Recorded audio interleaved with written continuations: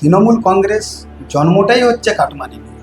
হ্যাঁ, তৃণমূলের যে সমস্ত বিধায়ক বিধায়িকা হয়েছেন তাদের নিজস্ব উন্নয়ন হয়েছে।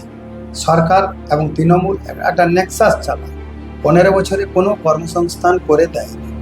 রাজ্যের বনমন্ত্রী থাকা সত্ত্বেও তিনি আমাদের ঝাড়গ্রামের এই হাতির সমস্যার সমাধান করতে পারেন।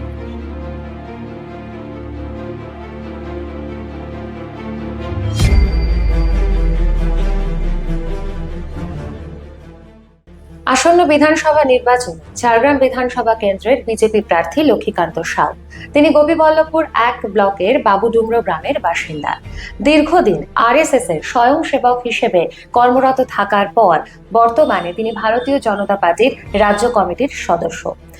সাংগঠনিক স্তর থেকে সরাসরি নির্বাচনী রাজনীতির ময়দানে জঙ্গলমহলের উন্নয়ন, পরিকাঠামো, কর্মসংস্থান কিংবা হাতি মানুষ সংঘাত বা সরকারি সাহায্য প্রকৃত দরিদ্র মানুষের কাছে কতটা পৌঁছচ্ছে, এই সমস্ত বিষয়ে তিনি প্রশ্ন তুলছেন। এই ইস্যুগুলিকে সামনে রেখেই তিনি নির্বাচনী প্রচার চালিয়ে যাচ্ছেন। বিধানসভা ভোটে প্রথমবারের জন্য প্রার্থী হয়ে তার সামনে যেমন একাধিক সুযোগ রয়েছে, তেমনই রয়েছে নানান প্রতিবন্ধকতা। নমস্কার, টিম শহর ঝাড়গ্রামের পক্ষ থেকে আপনাকে স্বাগত জানাই। ঝাড়গ্রামের ভূমিপুত্র হিসেবে এবারের বিধানসভা নির্বাচনে প্রার্থী হিসেবে মনোনীত হওয়ার পর আপনার প্রাথমিক অনুভূতি কেমন ছিল? দেখুন, ঝাড়গ্রামের ভূমিপুত্র হিসেবে আমি খুবই গর্বিত যে আমি ঝাড়গ্রামের মানুষ হিসেবে সাধারণ মানুষের ভীষণ সাড়া পাচ্ছি, ভীষণ ভালোবাসা। আমি তো গ্রামে গ্রামে ঘুরে বেড়াচ্ছি এবং 20 বছর আগে যে ঝাড়গ্রাম ছিল সেই একই ঝাড়গ্রাম রয়ে গেছে। সুতরাং মানুষ ভালোবাসা দিচ্ছেন এবং আমার খুবই কষ্ট লাগছে যে আমরা 20 বছর আগে যে ঝাড়গ্রাম দেখেছিলাম একই ঢঙে একই রূপে সেই ঝাড়গ্রাম দেখতে পাচ্ছি। পরিবর্তন কিছুই হয়নি এবং মানুষ কিন্তু ভূমিপুত্র হিসেবে আমাকে ভালোবাসা দিচ্ছেন এবং সবাই আমাকে আশীর্বাদ করছেন। বিশেষ করে আমাদের শহরবর্তী এলাকা এবং লালগড়ের যে পুরোপুরি এলাকা রয়েছে, কাঁটাপাহাড়ি রয়েছে, আমাদের বিনপুর রয়েছে, সেই এলাকার সাধারণ মানুষের ভালোবাসা আমি ব্যাপকভাবে পাচ্ছি। তাতেই আমি সাধারণ মানুষের জন্য আমি নিজেকে গর্বিত এবং ভূমিপুত্র হিসেবে আমি আপ্লুত। ঝাড়গ্রাম বিধানসভা কেন্দ্রের প্রার্থী হিসেবে সাধারণ মানুষের কোন কোন সমস্যা কিভাবে আপনি চিহ্নিত করছেন? দেখুন, ঝাড়গ্রাম বিধানসভায় মূল সমস্যা হচ্ছে এখানকার পানীয় জল, তারপর হচ্ছে আবাস যোজনা। এই যে সরকারি ঘর দেওয়া হচ্ছে কিন্তু সঠিক রূপে বন্টন হয়নি। এখনো বহু মানুষ রয়েছেন যাদের ঘর নেই, যারা পলিথিন বাজার থেকে কিনে এনে ছাদ, ওটাকেই ছাদ মেনে ওনারা দীর্ঘদিন ধরে জীবনযাপন করছে। 1 নম্বর সমস্যা। 2 নম্বর হচ্ছে কৃষক। আমাদের এই জেলা কৃষক প্রধান জেলা। সুতরাং যে আলুর ফসল হলো, আলু ফসলের পর কৃষকরা তো আলু চাষ করেছে লোন নিয়ে, এবার আলু ফসলের পর সেই যে আলুটা রাখবে, রাখারও জায়গা নেই। এখানে হিমঘরের অভাব রয়েছে। সুতরাং আলুর দামও পাওয়া যাচ্ছে না, আলুটাকে রাজ্যের বাইরে পাঠানোরও ব্যবস্থা হচ্ছে না। আলুর যে 30% কোটাতে হিমঘরে রাখবে সেটা ব্ল্যাকমেলিং হচ্ছে রাতের বেলা। সুতরাং এখানকার কৃষকরাও অসহায় রয়েছেন। আমি গেছিলাম ওই আহ, এখানে আমাদের লালগড়ে গেছিলাম, সেখানে গরিব গরিব মানুষ, মানে প্রান্তিক মানুষ, তাদের ঘর নেই, বারান্দা রয়েছে, বারান্দাটাও পুরোপুরি কাঁচা, সেখানে আলুর বস্তা গাদা করে রেখেছেন, কিন্তু তারা যে হিমঘরে রাখবেন সেই সুযোগটাও নেই। সুতরাং এক তো চাষিদের সমস্যা, আলু বিক্রি করা।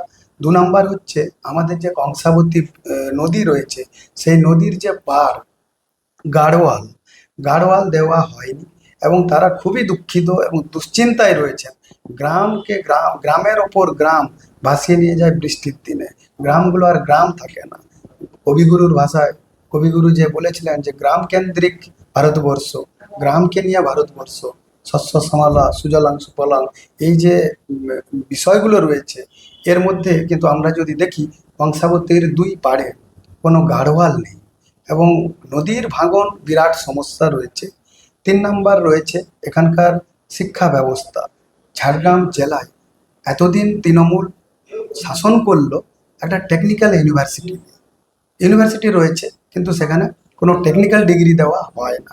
সুতরাং টেকনিক্যাল ডিগ্রি না হওয়ার ফলে এখানকার ছেলে মেয়েদেরকে বাইরে পড়তে যেতে হচ্ছে, তারা আবার বাইরে বেরিয়ে যাচ্ছেন। সুতরাং জঙ্গলমহল যে আমাদের রাজধানী ঝাড়গ্রাম কিংবা এই ঝাড়গ্রাম বিধানসভাকে খুব সুন্দরভাবে সাজানো যায়, যেটা হয়নি। 3 নাম্বার হচ্ছে এই ঝাড়গ্রাম শহরের যে রাস্তাঘাট খুবই খারাপ রয়েছে। আপনি পার্শ্ববর্তী এলাকাগুলোতে যান, দেখবেন এখনো কাঁচা রাস্তা রয়েছে। আমি এর আগেও একটা কাঁচা রাস্তার ভিডিও শেয়ার করেছিলাম। তারা দীর্ঘ 11 বছর আন্দোলন করেছে, কিন্তু সেই আন্দোলনের পরও রাস্তা কিন্তু তৈরি হয়নি। সেই কাঁচা রাস্তা, এবড়ো খেবড়ো রাস্তা এখনো হয়ে আছে। সুতরাং এই সমস্যা মূল মূল মূল সমস্যা এগুলোই রয়েছে। আর একটা বড় সমস্যা হয়েছে এখানকার চিকিৎসা ব্যবস্থা। এখানে কোনো খুব ভালো যে মানে সুপার স্পেশালিটি থাকা উচিত, যেমন ধরুন বিনপুর সদর হাসপাতাল, বিনপুর ব্লক বলা যেত সদর হাসপাতাল, সেই হাসপাতালের সামনে রোডটাও সঠিক নেই। সেখানে যদি কোনো গর্ভবতী মহিলা কোনো গাড়িতে আসেন, সেটা শুধু ভগবানের ভরসায় উনি আসবেন। আর হাসপাতালে যেরকম বেড নেই, ডাক্তারের অভাব রয়েছে, বিনপুরের মতো এলাকায় এই সমস্যা রয়েছে। সুতরাং স্বাস্থ্য ব্যবস্থা এখানে কিছুই নেই। ড্রেনেজ, শহরে ড্রেনেজ যে রয়েছে, ড্রেনেজ পুরোপুরি জলটা স্ট্যাগনেন্ট হয়ে আছে, এবং নালা ড্রেনেজগুলো সম্পূর্ণরূপে খোলা। আপনি বলুন কোনো বাচ্চা যদি বাই চান্স পড়ে যায়, কোনো কারণে কোনো বৃদ্ধা মহিলা পড়ে যায়, তার কি অবস্থা হবে? ড্রেনেজগুলো সম্পূর্ণভাবে খোলা, কোনো সিভার লাইন প্রপারলি নেই। সুতরাং এই সমস্ত মূলভূত সমস্যা রয়েছে। কর্মসংস্থান এই আমাদের বিধানসভায় সব থেকে বড় ইস্যু। কর্মসংস্থান কিছুই নেই আমাদের এই বিধানসভায়। কোনো একটা শিল্প নগরী নেই, ইন্ডাস্ট্রিয়াল বেল্ট নেই, ইন্ডাস্ট্রিয়াল এরিয়া একটাও আইডেন্টিফাই করা হয়নি এখনো পর্যন্ত। এই সমস্যাগুলো রয়েছে। ঝাড়গ্রাম বা এই জঙ্গলমহল এলাকায় হাতি মানুষ সংঘাত একটি বড় সমস্যা। তো সেই প্রসঙ্গে আপনার কি ভাবনা? দেখুন, এই বিষয়ে সবাই জানেন যে জঙ্গলমহলের এই এলাকা, ঝাড়গ্রাম এলাকা, তার পার্শ্ববর্তী এলাকায় হাতির বিরাট একটা সমস্যা রয়েছে। এবারে রামলাল রয়েছে হাতির নাম্বার 1 ব্র্যান্ড। রামলাল, তিনি তার দলবল নিয়ে ছুটে বেড়াচ্ছেন, সেটা তার স্বভাব রয়েছে। প্রাকৃতিক জন্তু হিসেবে তিনি তার ছুটে বেড়াচ্ছেন, ঠিক আছে। কিন্তু এখানে যিনি বনমন্ত্রী ছিলেন, তিনি রাজ্যের বনমন্ত্রী থাকা সত্ত্বেও তিনি আমাদের ঝাড়গ্রামের এই হাতির সমস্যার সমাধান করতে পারেন। হয়তো ওনার মাথায় আসেনি। হাতির সমস্যা একটা বিরাট সমস্যা। এক তো কাঁচা ঘর রয়েছে, এবার হাতি এসে ফসল নষ্ট করে দিচ্ছে। সুতরাং হাতি হাতির ভয়ে প্রায় বছরে 300 মানুষ মারা যান, নিরীহ মানুষ, তাদের কোনো দোষ নয়, কিন্তু তারা মারা যান। হাতির বাচ্চা মারা গেল, ট্রেন অ্যাক্সিডেন্ট হলো সেখানে।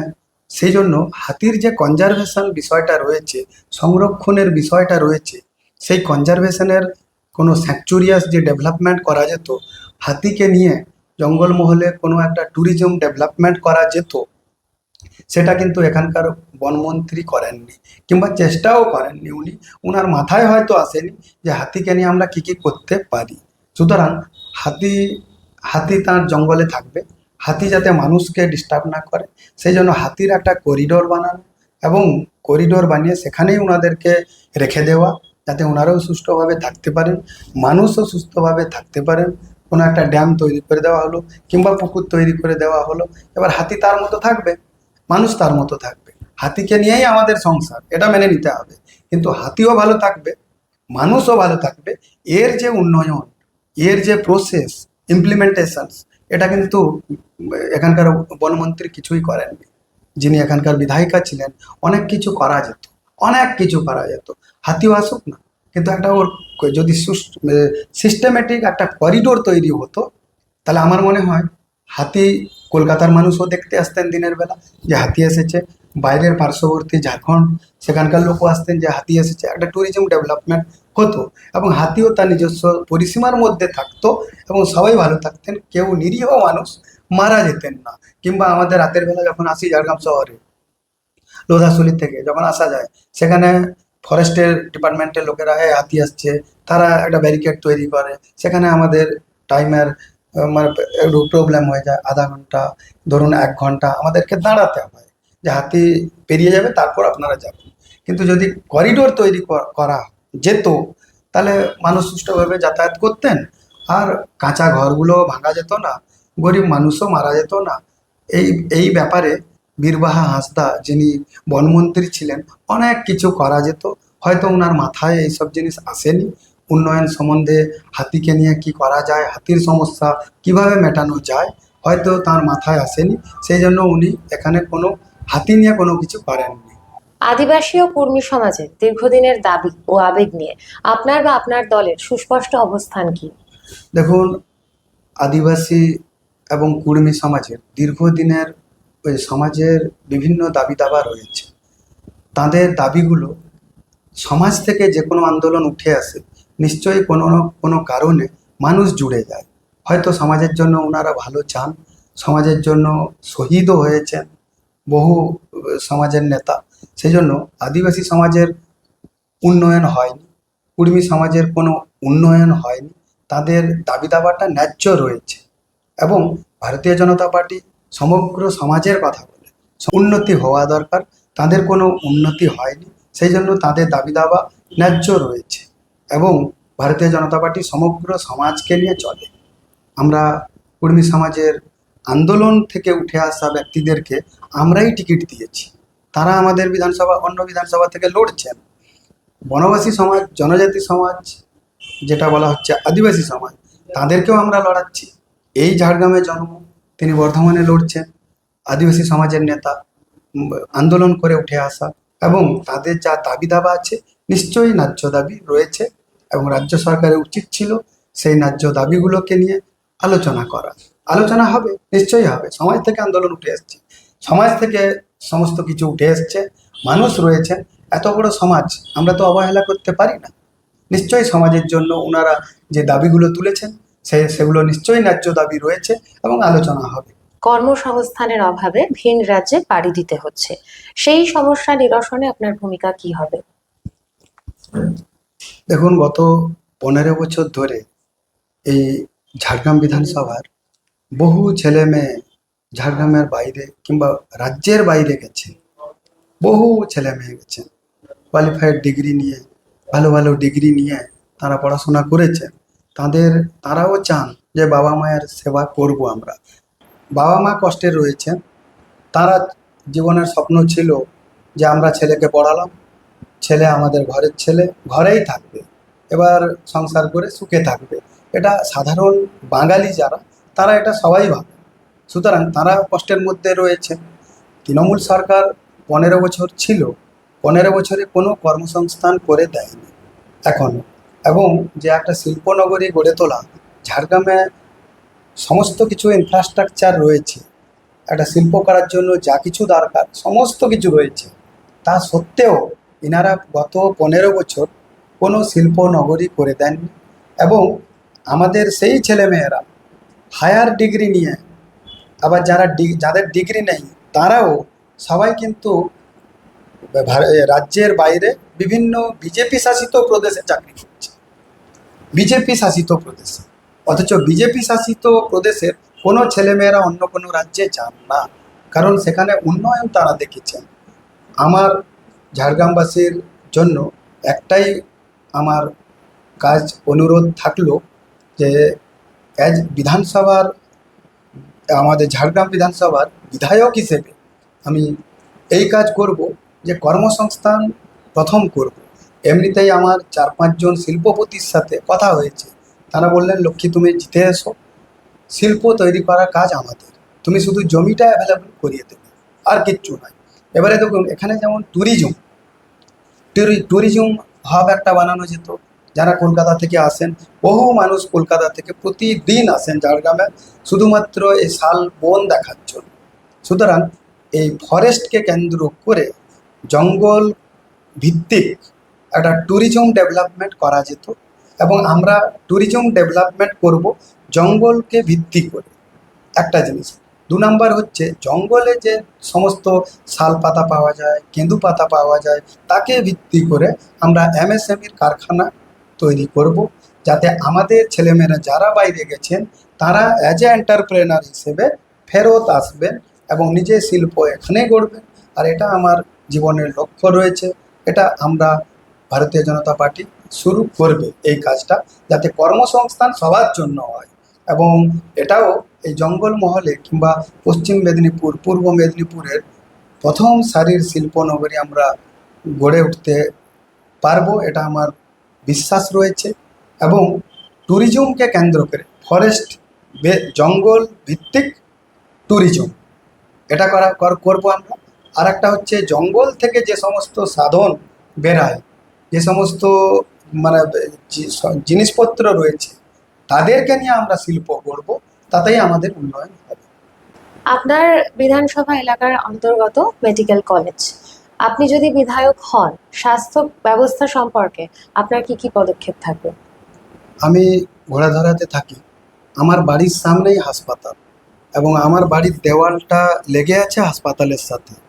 আপনি যদি যান এই সদর হাসপাতাল, ঝাড়গ্রাম সদর হাসপাতাল, এখানে এত লোকের পরিষেবা দিচ্ছে, কিন্তু হাসপাতালের যে পরিচ্ছন্নতা সেটা একদম নেই। মানে আমার মনে হয় সারা পশ্চিমবঙ্গের মধ্যে সবথেকে অপরিষ্কার হাসপাতাল যদি হয় তাহলে আমাদের ঝাড়গ্রামের সদর হাসপাতাল এক নাম্বার। দু নাম্বার, এখানে কোনো কার্ডিওলজি ডিপার্টমেন্ট নেই। আপনি নিজে বলুন, যদি কোনো মানুষের, ভগবান না করুক, কারোর হার্ট অ্যাটাক হলো, হৃদয় আঘাত হলো, তাকে কলকাতা যেতে হবে। এবার কলকাতা গেলে নিশ্চয়ই 3.5-4 ঘন্টা লাগবে অ্যাম্বুলেন্সে। এবারে হার্ট অ্যাটাক হয়েছে, 4 ঘন্টা ধরে কলকাতা যাবে। এটা তৃণমূলের সমস্ত নেতাদের কিংবা এখানকার যারা বিধায়ক ছিলেন কিংবা মন্ত্রী ছিলেন তাদের উচিত ছিল প্রথম কার্ডিও ডিপার্টমেন্ট করা। সুতরাং আমরা সরকারে আসার পর আমি বিধায়ক হিসেবে এই কাজটাও হবে যে প্রথম এই সদর হাসপাতালে কার্ডিওলজি ডিপার্টমেন্ট তৈরি করা। দু নাম্বার হচ্ছে, এখানে কোনো বার্ন ওয়ার্ড নেই। আগুনে পুড়ে গেল কেউ, সে কোথায় যাবে? মানুষটা 3.5 ঘন্টা কলকাতা যাবে, তা তো মরে যাবে তো। সেই জন্য এখানে বার্ন ওয়ার্ডও আমরা করব, একটা বার্ন ওয়ার্ড থাকবে। 3 নাম্বার হচ্ছে, এখানে গ্যাস্ট্রোর যে অ্যাডভান্স ট্রিটমেন্ট থাকা চাই, গ্যাস্ট্রোএন্টারোলজি ডিপার্টমেন্ট, সেই গ্যাস্ট্রোএন্টারোলজি ডিপার্টমেন্ট সুবিধে নয়। এখানে মানুষ, কারোর লিভার খারাপ হচ্ছে, কারোর ইন্টেস্টাইন খারাপ হচ্ছে, কিন্তু তাদেরকে সেই কলকাতা ছুটতে হয়। আমরা কেন কলকাতা ছুটব? একই পরিষেবা কেন আমরা এই হাসপাতালে দিতে পারবো না? কোথায় মানে অসুবিধা রয়েছে, কি কারণে আমরা দিতে পারবো না? আমরা নিশ্চয়ই পাই। সুতরাং হাসপাতাল নিয়ে এখানে একটা নেক্সাস চলে, তৃণমূলের সরকার এবং তৃণমূল একটা নেক্সাস চালায়। এখানে ডাক্তারের অভাব রয়েছে, বেডের অভাব রয়েছে এবং অ্যাডভান্স যে ট্রিটমেন্ট হওয়া চাই সেই ট্রিটমেন্টের অভাব রয়েছে। কার্ডিওলজি এবং বার্ন ওয়ার্ড এবং গ্যাস্ট্রোএন্টারোলজি এগুলো অ্যাডভান্স ডিপার্টমেন্ট হওয়া চাই, যাতে মানুষ কিংবা এই ঝাড়গ্রামের জনগণ ন্যূনতম পরিষেবা পান এবং ট্রিটমেন্ট করিয়ে বাড়ি ফিরতে পারে। এটা আমার প্রথম কাজ হবে, এই 3টে ডিপার্টমেন্ট ভালো করে তৈরি করা। ঝাড়গ্রাম মেডিকেল কলেজ, আমার মনে হয় এটা সবাই জানেন যে জেলা মেডিকেল কলেজ। সুতরাং ঝাড়গ্রাম মেডিকেল কলেজ এবং হাসপাতাল, সাধারণত কী হয়, হাসপাতাল এবং কলেজ দুটোই সাথে সাথে থাকে, একটাই ক্যাম্পাসের মধ্যে থাকে, যাতে মানুষ ভালো পরিষেবা পায় এবং ছেলেমেয়েরা যাতে সময় নষ্ট না হয়, যারা মেডিকেল পড়ছেন তাদের জন্য সময় নষ্ট না হয়, সেই জন্য হাসপাতাল এবং কলেজ, মেডিকেল কলেজ দুটোই একসাথে হয়। কিন্তু এখানে অন্যরকম সিস্টেম। এখানে হাসপাতাল এক জায়গায় আর 3 কিলোমিটার দূরে রয়েছে আমাদের কলেজ। সুতরাং আউটডোরটাও আপনি নিয়ে গেলেন 3 কিলোমিটার দূরে, তাহলে সেখান থেকে রোগীটাকে আসতে হাসপাতালে পরিষেবাটা দিতে তাহলে টাইমটা তো লাগবে। তাহলে সে বাঁচবে কি মারা যাবে সেটা তো ঠাকুরের ভরসা। তাহলে এই যে সরিয়ে নিয়ে যাওয়া, এটা একটা মানে শুধুমাত্র যে নতুন একটা প্ল্যানিং করলাম, সেখানে একটা টাকার গল্প হলো, এবার কমিশন খেয়ে নিলাম, আর এই প্ল্যানিংয়ে এরা এই সমস্ত কাজ করে। সুতরাং আমি জেতার পর মেডিকেল কলেজ এবং হাসপাতাল দুটোই একসাথে থাকবে। আমরা এটা করতে কখনোই দেব না যে মানুষ পরিষেবা থেকে বিঘ্নিত হন এবং পরিষেবার পেতে কষ্ট হোক, আমরা এটা চাইবো না। আমরা কোনো কমিশন করে যাব না, কোনো কাটমানিতে যাব না, আমাদের মানুষের সেবা করাই প্রাথমিক কাজ থাকে। বিরোধী দল হিসেবে আপনারা প্রায় দুর্নীতির অভিযোগ তোলেন। ঝাড়গ্রাম জেলায় ঠিক কোন কোন জায়গায় দুর্নীতি হয়েছে বলে আপনারা মনে করেন? দেখুন, ভারতীয় জনতা পার্টি আমরা একটা রাষ্ট্রীয় দল, এবং আমাদের যে বৈচারিক চিন্তা ভাবনা এবং যা লক্ষ্য, আমাদের পণ্ডিত দীনদয়াল উপাধ্যায় বলেছেন যে প্রান্তিক মানুষের সেবা করা, অর্থাৎ গরিব থেকে গরিব মানুষটা, ঝাড়গ্রাম বিধানসভার সব থেকে গরিব মানুষটার সেবা করার নাম হচ্ছে ভারতীয় জনতা পার্টি। তো এখানে কাটমানির কোনো প্রশ্ন হয় না। আর তৃণমূল কংগ্রেস জন্মটাই হচ্ছে কাটমানি নিয়ে। তারা দুর্নীতি এবং ভ্রষ্টাচারে জড়িত, তাদের প্রমাণ পাওয়া গেছে। বান্ধবীর বাড়িতে টাকার পাহাড় পাওয়া গেছে এই তৃণমূলের মধ্যে। সুতরাং তারা এখানে ঝাড়গ্রাম বিধানসভায় সব জায়গায় কাটমানি রয়েছে। এখানে পিডব্লিউডির রাস্তা তৈরি করছে, সেখানে কাটমানি।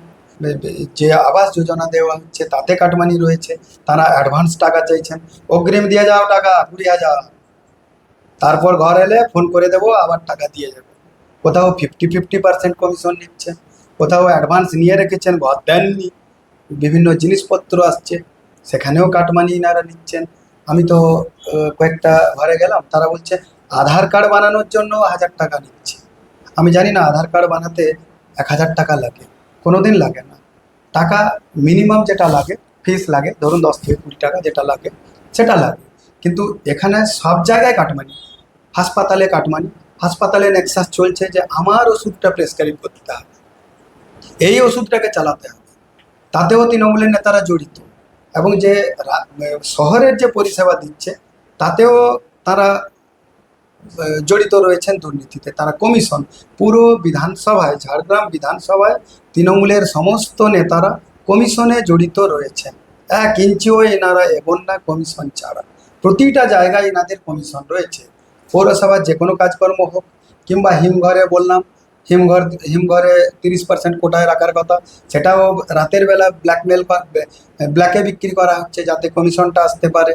এবারে চাষিদের যে সমস্ত সার রয়েছে, যে সমস্ত ব্লক অফিস থেকে জিনিসপত্র আসে, সেখানেও কমিশন রয়েছে। ইনারা যে সাইকেল দিয়েছেন সেখানেও কমিশন রয়েছে। প্রতিটা জায়গায় তৃণমূল কংগ্রেস দুর্নীতিতে জর্জরিত, এবং সাধারণ মানুষ বলে দিচ্ছে গ্রামে গ্রামে যে যে কোনো কাজ আমরা করাতে যাই সেখানে কমিশন চাইছি। তাহলে এটা পুরোপুরি কমিশনের পার্টি হয়ে গেছে, এবং তৃণমূলের সমস্ত নেতারা এখানে দুর্নীতিতে গ্রস্ত। আপনার প্রতিপক্ষ প্রার্থীর তুলনায় আপনি কেন নিজেকে বেশি যোগ্য বলে মনে করেন? আমি ঝাড়গ্রাম জেলার ভূমিপুত্র। আমি এই মাটিতেই জন্ম নিয়েছি, চাষার ঘরে জন্ম নিয়েছি। আমি জানি চাষ কী জিনিস। আর এখানে আমরা কৃষি প্রধান আমাদের বিধানসভা, সুতরাং কী কী চাষ করলে ভালো ফসল চাষিরা পাবেন, উপকৃত হতে পারবেন, সেই জিনিসটা আমি খুব ভালো করে জানি। এবং যেহেতু আমি চাষার বাড়িতে জন্ম নিয়েছি এবং আমি চাষও দেখেছি, লাঙলও চালিয়েছি আমার ঘরে এখনও চাষ হয়, জমিও রয়েছে বেশ ভালো। সুতরাং চাষের ব্যাপারটা আমি বিশেষ করে খুব ভালোভাবে জানি। এবং ভূমিপুত্র হিসেবে এখানকার আমাদের বিধানসভার কিংবা ঝাড়গ্রাম জেলার মূল সমস্যা কী কী রয়েছে, কিভাবে উন্নয়ন করা যায়, সেই বিষয়টা আমার নখদর্পণে রয়েছে। এবং ভূমিপুত্র হিসেবে আমি আমার মাটির জন্য তো কিছু করব। আমি এই মাটিতেই জন্ম নিয়েছি, সুতরাং এই মাটির জন্য আমি কিছু করব, তার জন্য আমি ঋণী আছি। আমার প্রতিদ্বন্দ্বী বলেছেন ভূমি সবার জন্য, ভূমি বলে কারোর কিছু হয় না। তাহলে এই কথাটা যদি ভূমি বলে কিছু হয় না, ভূমি সবার, তাহলে আপনি দয়া করে বাংলাদেশে গিয়ে এই কথাটা বলুন না, খুব ভালো লাগবে, মানুষ বুঝতে পারবে যে আপনি ভূমি মানে কতটা কি বোঝেন। এবারে আপনি পাকিস্তানে যান না, একটু এই ভাষাটা বলুন যে ভূমি সবার, ভূমি বলে কিছু হয় না, ভূমি সবার। সুতরাং আপনি ইরানে যান না, একটু বলে দিন ওখানে যে ভূমি সবার, ভূমি বলে কিছু হয় না, ভূমি সবার। তাহলে আমি মেনে নেব যে নিশ্চয়ই আপনি খুব ভালো করে বোঝেন ভূমি মানেটা কী। এবারে আমি যোগ্য এই জন্য মনে করি, দীর্ঘ 6 বছর আমি ভারতীয় জনতা পার্টির মেদিনীপুর জেলার প্রভারী ছিলাম। আমি 2021-এর পোস্ট পোল ভায়োলেন্স যে হলো, আমার নিজের গাড়িতে করে আমি চাল, আলু, পেঁয়াজ, সরিষার তেল টিনা করে আমি বয়েছি কর্ণগড়ে। কর্ণগড়ের মানুষ জানে, চাঁদড়ার মানুষ জানে এবং আমি কি পরিষেবা দিয়েছি এখানে আপনারা দেখবেন। আমি কিছুদিন আগে একজন ফোন করলো যে দাদা নার্সিংহোম আমাকে, আমার বাবা মারা গেছে, ডেড বডিটা নিতে 80,000 টাকা চাইছে। বলছে না দাদা আবেগ আছে, আর নিয়ে আসতে হবে বাবাকে বাড়িতে, উনি মারা গেছে। সুতরাং আমি ওখানকার এসপিকে ফোন করলাম যে দাদা এরকম এরকম ব্যাপার হয়েছে আর টাকার চাইছি। এবারে তারা এসপি অফিস নার্সিংহোমকে ডেকে পাঠালো, নার্সিংহোম এলো, দিয়ে তখন কথাবার্তা হলো যে আপনার কেন টাকা নিচ্ছেন। তারা কিন্তু আবার বললেন ঠিক আছে, এই মানুষটা এত গরিব কিন্তু এত পরিচিত, আপনারা আগে কেন বললেন না, আমি 80,000 টাকা নিতাম না, এমনি ছেড়ে দিতাম আপনাদের। তো আমার একটা ফোনে ওই মানে মরা মানুষটাকে ছেড়ে দিল। সেই গ্রামটায় আপনি যান, আমাকে ভগবান বলে এখনো মনে করে। তারা বলে না, সেবা দিয়েছে, পরিষেবা দিয়েছে। আমি সাংগঠনিক লোক, রাষ্ট্রীয় স্বয়ংসেবক সংঘের আমি দীর্ঘ বেশ বছর, মানে ধরুন 30-35 বছর ধরে আমরা সেবা কাজ করে গেছি, বিভিন্ন সেবা কাজ করে গেছি এবং সংগঠনের যথেষ্ট অভিজ্ঞতা রয়েছে। সংগঠন কিভাবে ধরে রাখতে হয় তার জ্ঞান রয়েছে এবং মানুষের ভালোবাসাটা হচ্ছে সবথেকে বড় জিনিস। ভারতীয় জনতা পার্টি এই বিধানসভায় আমাকে প্রার্থী করেছে এবং নিশ্চয়ই জনগণও জানেন যে আমার ব্যবহার কী রকম এবং আমি কিভাবে মানুষের সাথে কথাবার্তা বলি এবং গরিব থেকে গরিবের ঘরেও আমি গিয়ে খাওয়া দাওয়া করছি এবং এটা আমার স্বভাবে রয়েছে, রক্তে রয়েছে। সেই জন্য ভারত মাতার সুযোগ্য সন্তান হিসেবে আমি নিজেকে ভূমিপুত্র হিসেবে গর্বিত মনে করি এবং আমার যে সমস্ত প্রতিদ্বন্দ্বী রয়েছে তাদের থেকেও আমি যোগ্য বলে মনে করি এবং সমাজের যাতে আমি ভালো সেবা করতে পারি, মা ভারতী আমাকে আশীর্বাদ করছেন, শ্রী পরমেশ্বরও আমাকে আশীর্বাদ করছেন এবং আমরা নিশ্চয়ই মানুষের সেবা সারা জীবন থাকবো, সেই জন্য আমি যোগ্য মনে করি। ঝাড়গ্রাম বিধানসভার সাধারণ ভোটারদের উদ্দেশ্যে আপনার আবেদন বা বার্তা কি? ঝাড়গ্রাম বিধানসভার সাধারণ ভোটারদের কাছে আমি একটাই আবেদন করব, আপনারা 2011 থেকে সরকারকে দেখেছেন এবং বিধায়িকাও পেয়েছেন, কি উন্নয়ন হয়েছে আপনারা নিজেই মূল্যাঙ্কন করুন। হ্যাঁ, তৃণমূলের যে সমস্ত বিধায়িকা হয়েছেন তাদের নিজস্ব উন্নয়ন হয়েছে, তাদের কোনো আয় ছিল না, তারা কোনো দিন আয়কর দপ্তরে ট্যাক্স জমাও করেন, আইটিআর যেটাকে বলা হয়, কোনো আইটিআর ছিল না, কিন্তু তাদের সম্পত্তি বেড়েছে। আমি ঝাড়গ্রামের বিধানসভার সাধারণ ভোটারদের কাছে একটাই আবেদন করব, আমি কোনো পেট্রোল পাম্প করতে আসিনি, যেটা এখানকার বিধায়িকা করেছেন বিধায়ক থাকাকালীন। আমি কোনো অট্টালিকা বানানোর জন্যও আসিনি, আমি মানুষের সেবা করার জন্য এসেছি। হ্যাঁ, আপনারা আমাকে সকাল বিকেল পাবেন, আমি এই ঘোড়াধরাতে থাকি। আর জেতার পর আমার এই জেলখানা রোডের সামনে যে কাঠগোদাম রয়েছে, কাঠগোলা, এখানেই আমার অফিস থাকবে। আপনাদের জন্য সব সময় দরজা খোলা থাকবে, সকাল বিকেল আপনারা আসবেন এবং মানুষের পরিষেবার জন্য আমি বিজেপির প্রার্থী হয়েছি এবং ঝাড়গ্রাম বিধানসভার সাধারণ মানুষের পরিষেবা দেওয়ার জন্য আমি প্রার্থী হয়েছি। আমি এটাও কথা দিচ্ছি, আমার সম্পত্তির প্রতি কোনো লোভ নেই, অট্টালিকার প্রতি কোনো লোভ নেই, আমার পেট্রোল পাম্পের প্রতি কোনো লোভ নেই এবং কোনো যে আর্থিক দুর্নীতি করব তার উপরও কোনো লোভ নেই। আমি সবার সামনে বলছি, আপনারা দেখেছেন তৃণমূলকে, দেখেছেন সিপিএমকে, বহু বিধায়ক বিধায়িকা পেয়েছেন, অন্তত একবার শুধু সুযোগ দিন আমাদেরকে, শুধু একবার আমাকে সুযোগ দিন। আপনাদের কাজ ভালো লাগলো না আমাকে দেবেন না, কিন্তু একবার শুধু সুযোগ দিন যাতে ঝাড়গ্রামবাসীর জন্য আমি কিছু ভালো কাজ করতে পারি। এটা আমি করব, এটা আমার জীবনের লক্ষ্য এবং আপনাদের কাছে একটাই আবেদন, আপনারা একবার সুযোগ দিন, মাত্র একবার সুযোগ দিন, আমরা ভালো কাজ করব এবং বিজেপি ক্ষমতায় এলে সবাই সুখে থাকবেন বাকি রাজ্যের মতো এবং সবাই ভালো থাকবে। কথা বললাম ঝাড়গ্রাম বিধানসভা কেন্দ্রের বিজেপি প্রার্থী লক্ষ্মীকান্ত সাউয়ের সঙ্গে। তিনি চাইছেন ঝাড়গ্রামে ব্যতিক্রমী বিধায়ক হতে। কতটা তিনি তার স্বপ্ন পূরণের লক্ষ্যে এগিয়ে যাবেন তা আমরা জানতে পারবো অবশ্যই 4 মে নির্বাচনী ফলাফল ঘোষণা হওয়ার পর। আপাতত আজকের পর্বটি এখানেই শেষ করলাম। আপনাকে জানাই ধন্যবাদ আমাদের এতটা সময় দেওয়ার জন্য।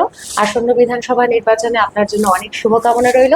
ফিরে আসবো পরের পর্ব নিয়ে। দর্শক বন্ধুদের জানাচ্ছি ধন্যবাদ।